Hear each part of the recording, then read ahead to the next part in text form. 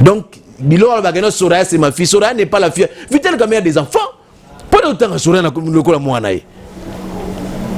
Qu'ils disent la vérité, Soraya la fille. Oh, moi, c'est la même Libala, moi, j'ai même piano. Peut-être que c'est anniversaire, c'est Range Rover. Il y a des gens qui ont pas Vital Kamera d'unité. Peut-être que papa n'a pas bouteille bien. À cola bien. Bana jibe, à cola bien, ça va bien. Mono yobu jolo lo bengi mwana yo na biloko ndingwa. Donc baba sala baba tant baba greffe ko belle fille à Vital Kamera. Lelo il dit que c'est sa fille. Nous connaissons tous que Soraya c'est la fille à papa chez JB Penabina l'homme qui a mis l'eau dans coco, l'homme qui a sucré la banane, c'est tout. Vous comprenez? Donc atika biloko pampa mana. Tata na kombo penguya na yo. Nasengi lipamboli yangelingeli na babone nyoso ya Kleboa babone nyoso ya kleboa.com bopambwami pe bopambwami lisusu Kleboa.com. Voilà, bonsoir mesdames et messieurs, ça dépend de l'heure à laquelle vous allez nous recevoir. Encore une fois, c'est Annette Chituka, votre humble servante. Mesdames et messieurs, c'est avec un immense plaisir que moi, Annette Chituka, j'aime communiquer avec vous et ça se fait à travers ce micro et cette caméra. Je tiens avant tout à remercier celui qui est derrière la caméra, Chris Louda. Grand merci à tous nos abonnés de Kleboa.com. Grand merci à My Lady Boss Pichu Mangaya. Grand merci à l'homme invisible de la nation, pourquoi pas à toutes ces personnes qui se donnent le plaisir de aimer commenter nos émissions. Vos commentaires, vos suggestions nous aident à se perfectionner. Mesdames et messieurs, je ne suis pas seule aujourd'hui, je suis avec Monsieur Bijou. C'est avec lui que nous allons dérouler cette émission, à qui je dis bonsoir Monsieur Bijou. Bonsoir madame et bonsoir à tous les téléspectateurs de Kleboa. Merci beaucoup Monsieur Bijou. Comment vous avez trouvé le déroulement du procès 100 jours? Le procès 100 jours, nous sommes à la 3e audience. Je commence que les choses commencent à prendre une autre allure parce que on était à la première audience, on a vu comment ça donnait, les couleurs que ça avait donné. À la deuxième audience, vous savez ce qu'il y a eu et puis les décès inopinés du juge président Yanni Raphaël. Et tout le monde se disait quelle serait la suite de ces procès, et ça va continuer comme nous le voulions, et mais la gloire soit rendue à Dieu parce que je dirais Raphaël Yanni est parti, mais apparemment son remplaçant aussi il n'est pas de moindre parce qu'il a su montrer au vu de tous qu'il n'est pas quelqu'un de transigeant, il est vraiment intransigeant, il a su montrer à tout le monde qu'il est prêt à conduire. Je dirais que c'est comme si Raphaël Yanni n'était pas décédé, donc j'ai senti qu'on commence à prendre une nouvelle dimension de ce procès. Donc le juge va remplacer. Il a sali a même procès naïe ndenge il fallait et mes mamans ndenge kaka le juge a Koufaki a bandé ko sala a bandé ko kenango bien et le juge au Pakoti a déroulé le procès s'est déroulé très bien. C'est comme je disais donc et le procès qui n'a sérénité makasi donc partant du juge président procès a memiango ndenge to kanza parce que la crainte ba congolais a kinini. Peut-être que les remplaçants, il y a Raphaël Yanni à Rosala na hauteur.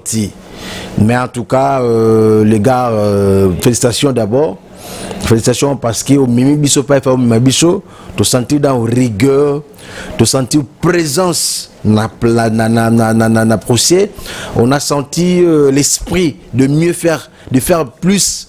Même ce que Raphaël Yann avait fait. Donc, en tout cas, félicitations parce que les lots, Tomoni, Babitax, Babimi, Babilo, quoi, Missik et Bimi, Tomoni, témoin, les lots, témoin, Babandi, Kobima.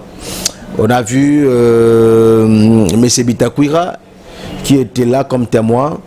On a vu le DGAI de la direction de passation de marché qui était là. On a vu on a vu le secrétaire général de Bitakwira, c'est Georges Koch, qui était aussi de la partie. Donc te sentir penza siko makamano kende parce que biloko ebongo maki bandi ko bima. Biloko ebongo maki bandi ko parce que air moko tu vois na sentir pena ministère public ya bisi Vital Kamerhe ke lo lenyo na osala osanga pa potanga batemba ko bima a opola. Vous comprenez? Donc vous sentez que Masolo Ndeko Bima tolingi côté la vérité sur l'argent dernier public oyo détourné en rapport avec les travaux des 100 jours du chef de l'État parce que c'est l'argent du contribuable yo nanga ne bambongo wana batu basala la misa. Donc ce qui est au monde malamuté, je dirais que batu ba osala musala ba osala malamuté na yoki ndenge Masolo batu na Jamal yebi Soraya te Daniel Massaro. Mais donc vous sentez que Nakata Masolango Pena, on a senti il y a beaucoup de flou, beaucoup de zones d'ombre. Ok, il fallait qu'il balande là. Et là aussi ticket ngai. Juge président, et là au mot bochango kati. Oui que DGA il y a direction, il y a passion de marché, il a dit quelque chose, mais vous tenez compte nangote. Alors bi bazo menacé de mort naba ba détenu baza kuna na kata procès wana. Mais il fallait savoir de qui il s'agit. Pourquoi ils ont détenu? Ils ont kata procès.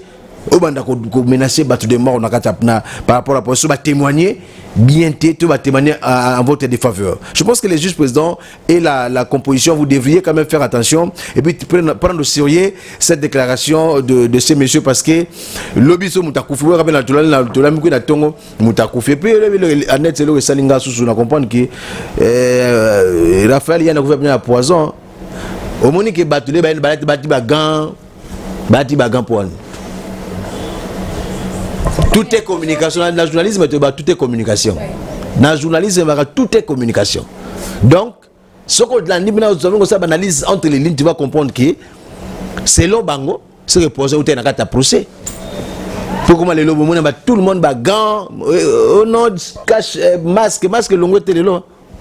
Donc ils ont compris que l'un de les partis, non, il y a vraiment de négligence, donc il faudra maintenant être prudent, sévère et tout. Mais donc, on dit qu'au sein de la présidence, nombre il y a Koufa, ils ont poison, mais ils ont corona, ils ont poisonné.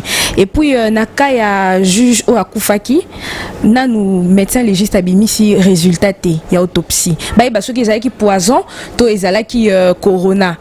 Tout à ça là carrément crise. Mais na ça il y a présidence plus c'est ça corona, peut-être va juge balata qui seulement pour se protéger du corona. Naébissio, tu parles à un journaliste professionnel, c'était une communication. Tu vois une première audience on a bloqué. Deuxième audience on a bloqué. Juste après mort et Raphaël Yann, tout le monde a voulu se protéger. Même sous la table, tu as vu des liquides désinfectants. C'est pas au hasard que Babylone s'est commis. La présidence fait communiquer. La présidence fait communiquer.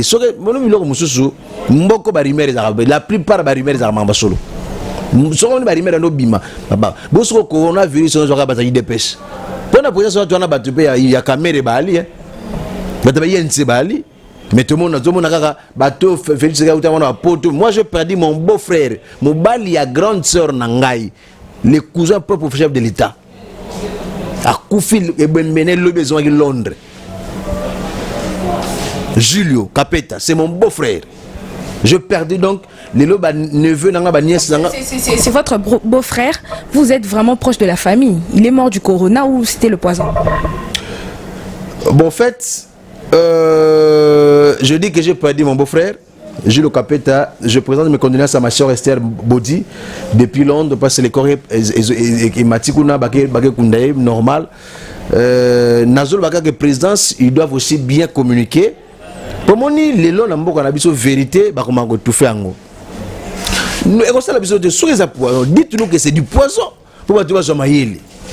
Sous un coronavirus, mais qu'on fait liango. Et Koufé Liango, on développe ça ma bé. Et Koufé Liango, on développe ça ma bé. On a vu ces alliés.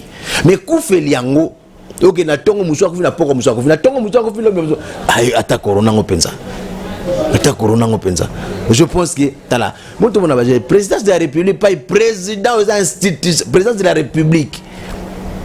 Ba makuna avantir ça. So d'un mutu mo Koufi, Tomi Balé, ba moni misato. Faut déjà ba checker ba tout en normal. Mais on se soumet quand même. La volonté d'avoir des poisons, des corona. on n'a rien à faire. Mais n'est pas communiquer bien parce que mon problème, on a un problème de communication. Monsieur Bijou Ntumbo, comment vous avez trouvé l'attitude de Jamal? Pour y avoir déclaration à lobby, il a été victime de jalousie, mais il reconnaît quand même Azwa Kimbo. Non, Jamal, au moins Jamal, parce que Mboko pendant des années. Jamal c'est un Congolais ningazawana. Pourquoi boya ko c'est Congolais? Il vit ningazawana mangala et bien atazo wanga na français mais mangala yebiango. Muta depuis 80 quelques na Mboko. Oui balingala tu français do ikuni. Mais pour mes années Jamal nakate masolo oyo faut ba landele vrai. Faut ba landele vrai. Na biso mama tokoyoka ba révélation na ba dossier na makambo. Jamal a se contredire moko. Comment toi tu ne peux pas connaître Vital Kamerhe obi cousin Vital Kamerhe Daniel Massaro? Comment ça? Et puis quand il dit que photo quand sa photo na mutu nyonso. Jamal c'est Jamal akuta na batu pamba. Ye Jamal ninga na akuta na batu pamba. Jamal c'est un baron, c'est un patron akuta na batu comme la photo na n'importe qui mutu habité. Non, il faut pas la vérité, c'est du faux, c'est ça ba lukuta. Jamal connaît Vital Kamerhe, Ayebi Daniel Massaro, Oyebi Massaro a fait marché, nous pèse le pan. Sur le pan, il m'a demandé comment Soraya. Et puis ce qui est écœurant, Soraya a moi Vital Kamerhe, moi JB. Atika Biloko, Vital Kamerhe, Atika Biloko. Soraya est la fille de JB Mpiana, une star africaine reconnue. Naninga buyabuzo, ya ninga ya bienti, naninga ya danger en Afrique, na Congo. Donc Bilo Albagano Soraya c'est ma fille. Soraya n'est pas la fille. Vital Kamerhe a des enfants. Pas autant que Soraya n'a pas moi naï.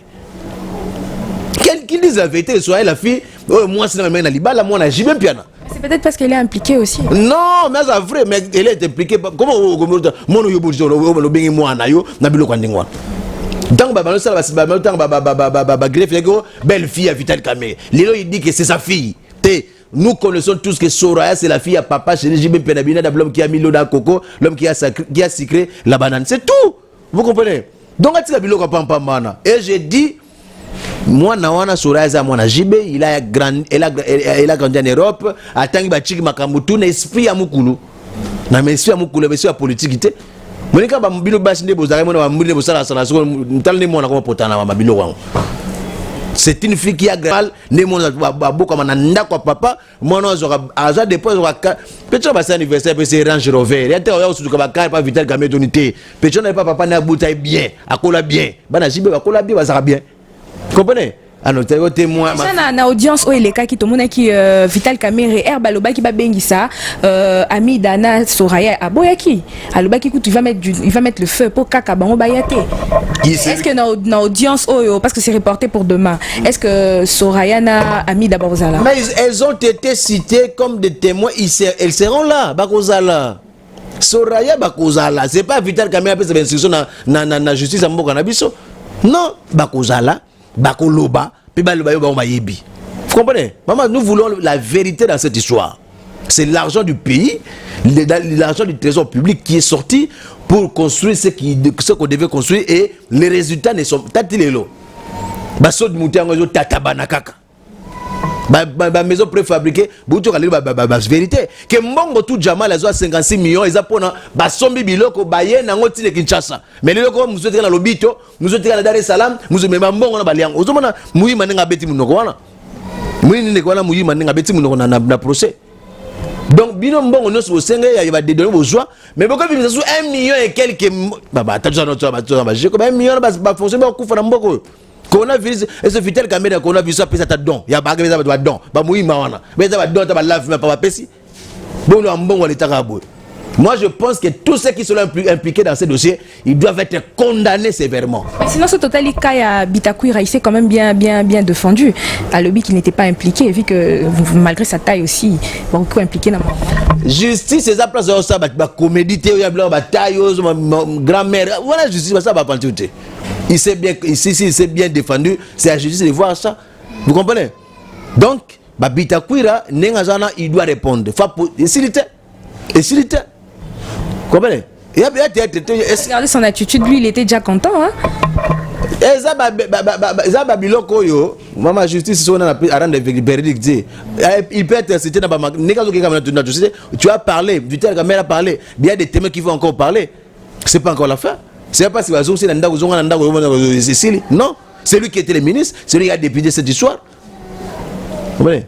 Total la magamne parce que les dossiers déjà dans entre les mains de la justice tout en les autres donc babitakwira akosekeza na mpe mjoko seka mutakwina vero ta seki na ibongo yo lo abilo mta justice aibida sort za yozana dossier sur abiti mabe akota olia fungule donc c'est pas normal.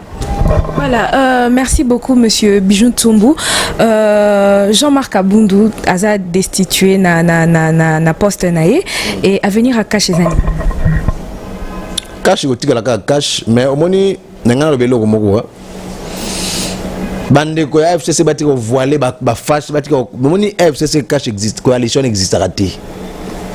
FCC cache comme coalition ça n'a jamais existé, surtout dans l'esprit à battre FCC dans les alates. Moi je parie que FCC cache ils vivent dans la cohabitation. J'ai senti la volonté il y a cache qu'on vive dans la coalition mais na FCC ça saute aux yeux. Jean-Marc Abound, c'est lui qui engage les cash dans ma solo, FCC cash. Mais ça Jean-Marc Abound, quand cash, quand il y a FCC, ça Némi. Vous comprenez? Et il a dit, il a tenu des propos à la télé par rapport à Congrès. Mais vous êtes dans la coalition. C'est la coalition au pouvoir, donc FCC cash. Qu'est-ce qu'il devait faire? Bazonga, autour d'intervention, sinon Jean-Marc Abound, tellement comme ça, pose un mot nabiso. Mais FCC le basa bon non ba ba ko sa ba ko zo bata MLC puis biloko ba MLC za lura luku biloko mona ba le MLC na MLC au député na sala kizaka biloko mo kapono ko c'est le FCC qui est la majorité na kata ba signature ba signataire wana bolo la mutu bana coalition c'est que ou soit les gens ne comprennent pas qu'est-ce que la coalition, donc ou soit bato bana kata coalition ba comprendre que c'est la coalition.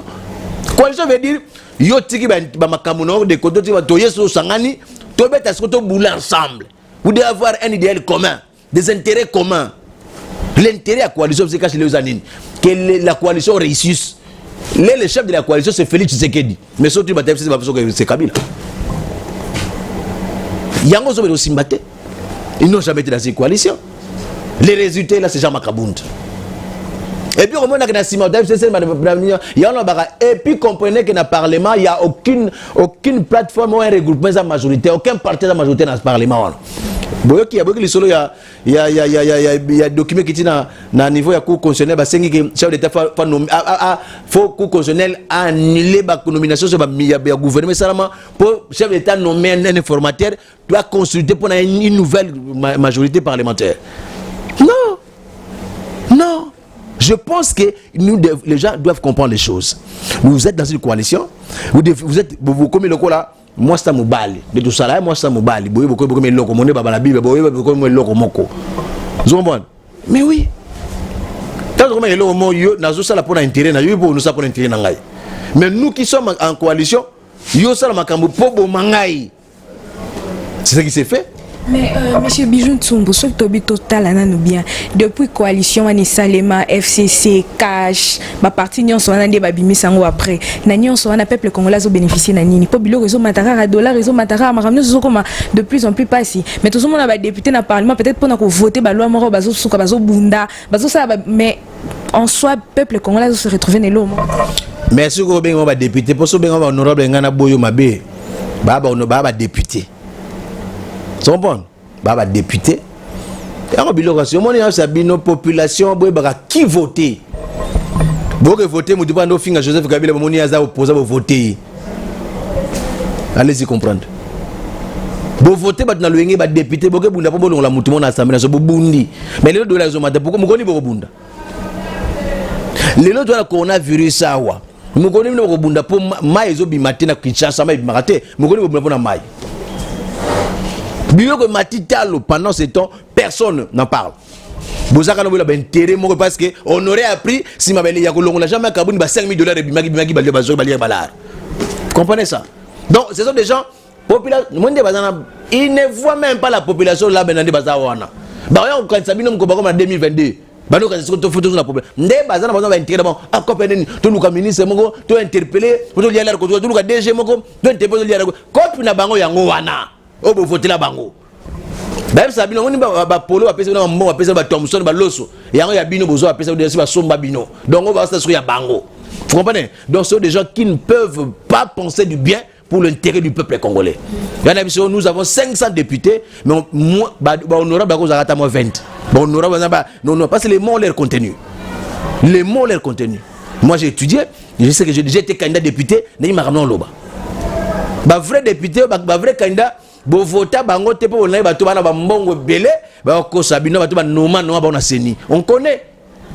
Tu vas te belé, ba député wana, ba boto la ba témoin ba boy refuta ba témoin pour ba personne ba procès vraiment ba zoité. Mais to boka ba bima. Peuple congolais fongo la misou. Vous devez vous ouvrir l'œil pour comprendre la réalité bateau no sa confiance. À ça professeur la Kinshasa kenda. Yo mono yo ka ngosusu. À ça professeur la Kinshasa yo ka ba député professeur yo ka bango susu. Déjà que vous avez voté.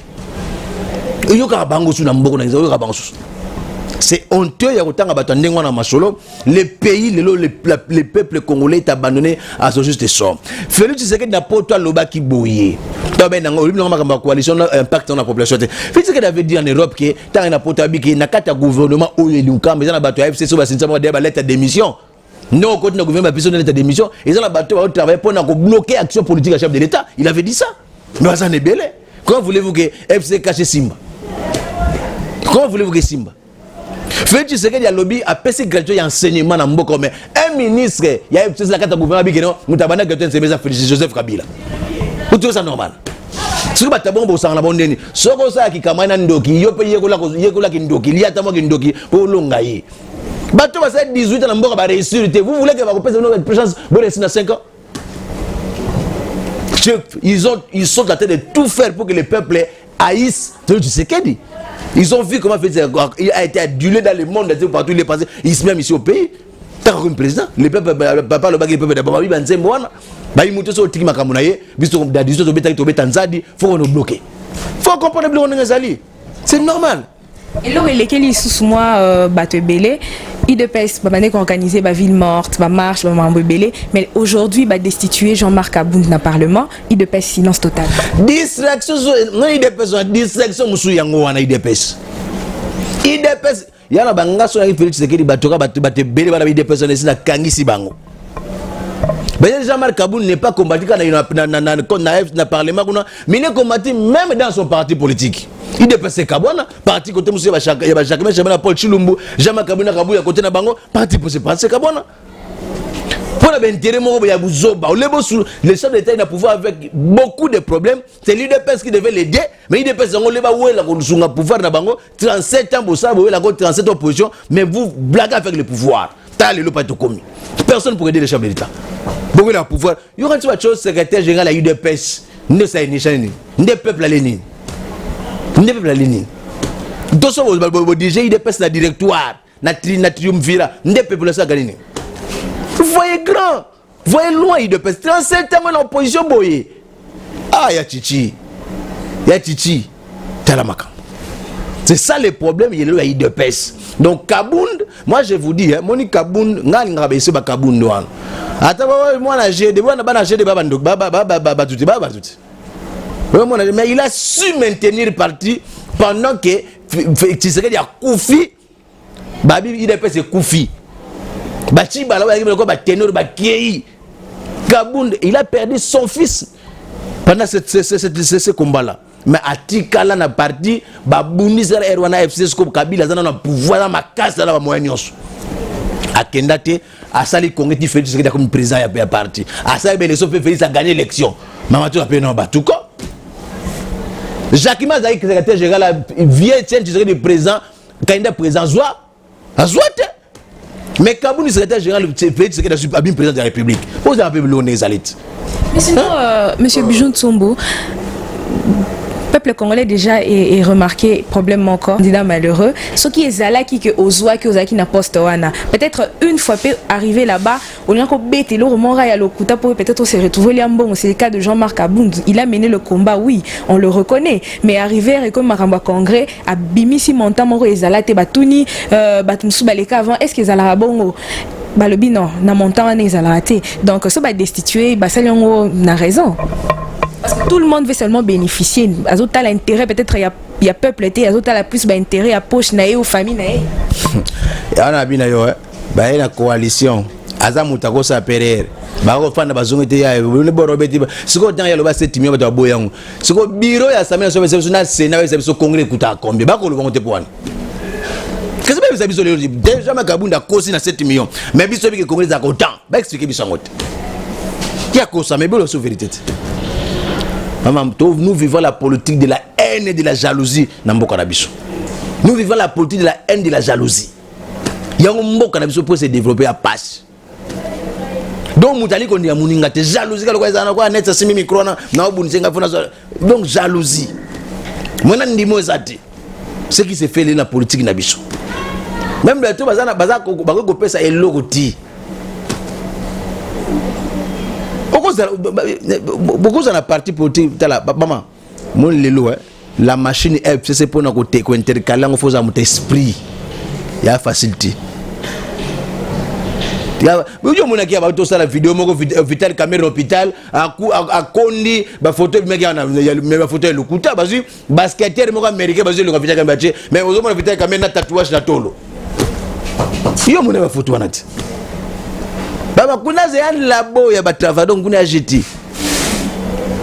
donc Kabound a su gérer les partis à un certain moment à la qui sait ce qu'il devait faire malgré qu'il s'est perdu à la fin.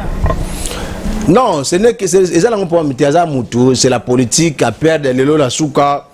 Bon, il reste député. Mais si quoi bon on va la ça paye bon c'est pas une bâtique à la banque mon bureau bala ça ça ça pour l'intérêt pour la population. Pourquoi nous allons sur les langues pour la population? Tout ça la politique pour la santé, mais pour la politique pour la population. Faites des choses pour la biso CP là. Donc kufa, Covid bo mizo nzala, to futa marate mai za de lo moja kichasa. Mais bon ça ni wa député. Bo bunda pour na ba bunda pour na makambo toujours ba we. Dollar mati dollar ko de ko lo bati. Hein? Tout ça abonné. Monsieur Bijoun Tsombo, vu que vous êtes aussi journaliste d'investigation, le cas Yabato Bazana atteint la corona na cinquantenaire. Est-ce que Isaiah solo parce que tout le monde baka yango ya coronavirus et Matili Soussou, il y a plusieurs morts, plusieurs personnes atteintes du coronavirus. Avec vos investigations, est-ce que c'est vrai qu'il y a beaucoup de gens au baza atteints du coronavirus ou na ba quartier na biso awa? Est-ce que si boyo ki batu bakufi belé na coronavirus et tout ba kawana au bazo afficha tout le temps, est-ce que c'est vrai? Bon, ça je sais, coronavirus est Ali, c'est réel. Coronavirus est Ali. Coronavirus est Ali, donc mais la statistique au bazo à la bicho, c'est aussi à prendre, à ne pas aussi prendre au sérieux. Il faut aussi qu'on yebela parce que je sais que na monité na quartier na ngai mutakufi na coronavirus. En tout cas na yokiti. Vous comprenez?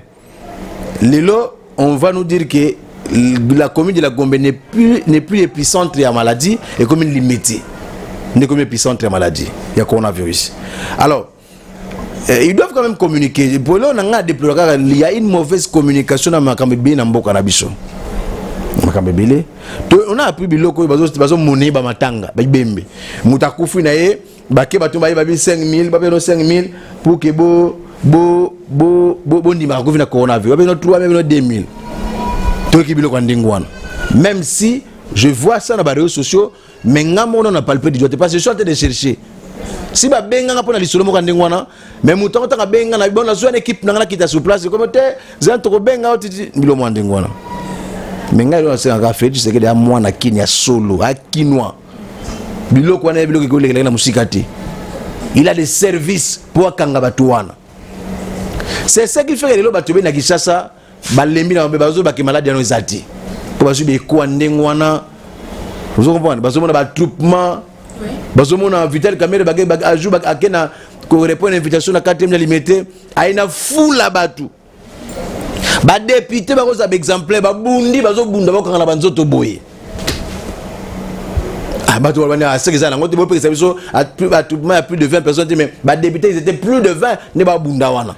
C'est que maladie ça ngolo kuta.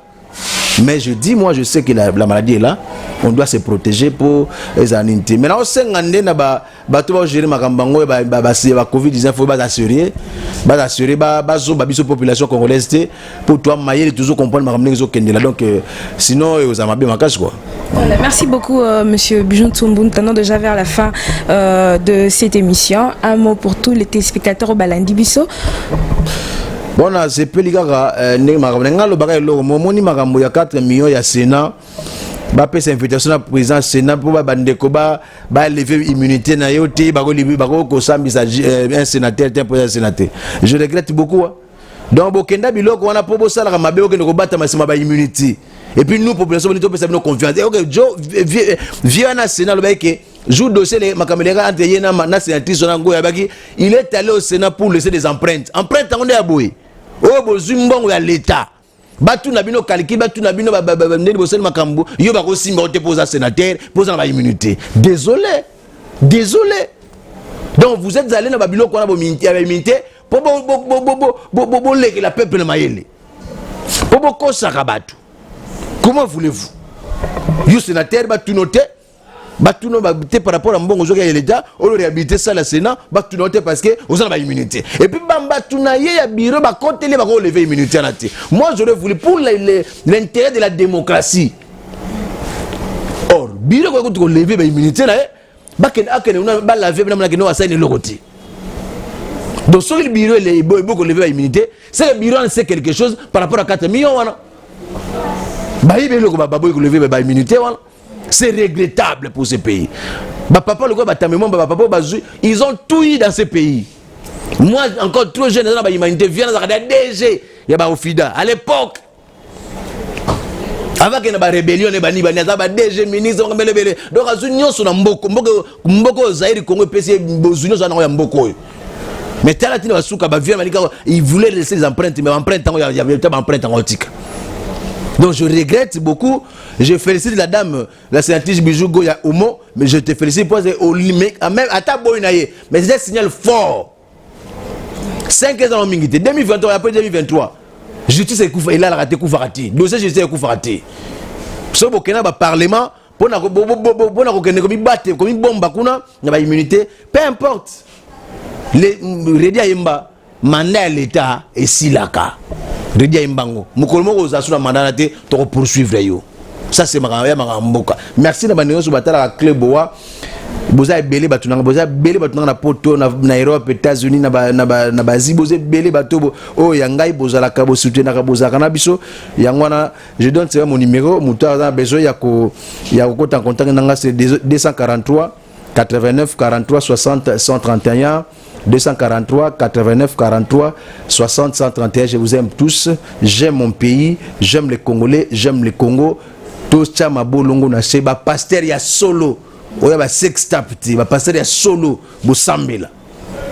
Ba pasteur te ba wela ko nani aliambonga kabila na aliambonga kabila. Bino pasteur yo pasteur pena donc yo pasteur olo semble la Covid disait bon bateau ozo sala mes mission na liambo en kabila na liambo en kabila te. Désolé na la pasteur la pasteur ba semble na nzamba tiziko nzamba na bango nanu le cas ba pasteur Mukuna parce qu'il y a banda qui éveille patriotique malgré qu'il est même na prison et puis il y a pas le baki que à liambo ya kabila te. Éveil patriotique ya suka na boule. Patriotique ya suka na boule. Ya suka na boule mais ba makam na bango ba mbongo ba mbongo banene muni pasteur pour ça la bilo faut kana nzambe bino kaka soki pona kozwa mbongo na mboka moto Dieu m'a dit mais ce comme na ngambo ne otambusa madie lo bakasute mais éveil patriotique na dit suka na boule eza ko fungola ma boule ya suka na boule ninga bete peut-être que via kineno ninga bienté ninga ninte mais aza mutu a ko se rattraper za makambo ninga sala maka nizaka eza mayamu mabete mais na osenga ba pasteur wa vrai. Voilà le coup de tête, le ingénieur, il y a des binotés. Tout les bimbi va comme la minute de coutu, les locaux d'attente, le banon de Jésus, yo côté pour yo tout Satan va n'en pas na yo.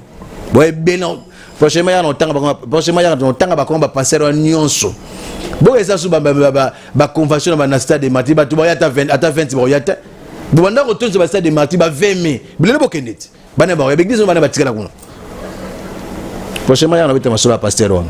Voilà, merci beaucoup, monsieur Bujoun Tsumbu. Nous sommes arrivés à la fin. Grand merci d'avoir accepté notre invitation. Grand merci à celui qui était derrière la caméra, Chris Louda. Grand merci à tous nos abonnés de cleboa.com. Grand merci à My Lady Boss Pichou Mangaya. Grand merci à l'homme invisible, Tonton Banda de la Nation. Grand merci à toi, Herman Emporio, garçon slim. Grand merci à celui qui était derrière la caméra, Chris Louda. Voilà, mesdames et messieurs, nous sommes arrivés à la fin. Restez branchés sur cleboa.com. Bonne suite de programme. Bye bye.